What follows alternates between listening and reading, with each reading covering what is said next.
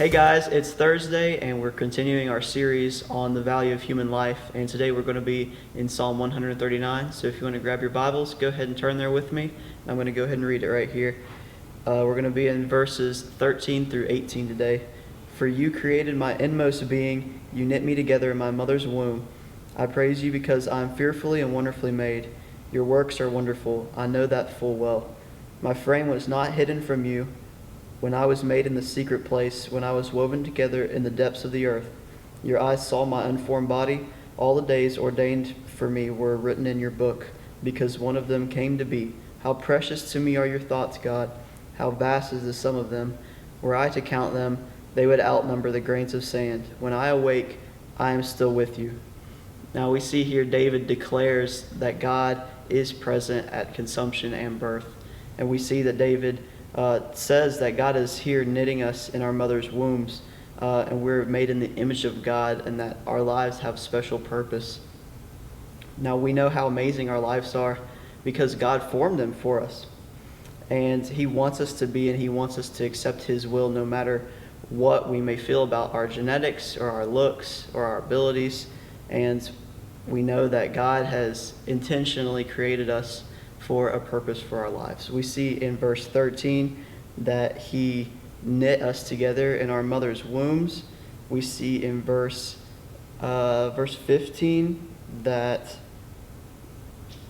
we were woven together in our mother's wombs in the depths of the earth, it says.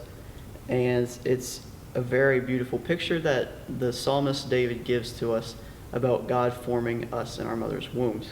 But God did far more than just design and form us. He also says in verse 16 that He ordained all of our days. He says in verse 16, your eyes saw my unformed body. All the days ordained for me were written in your book.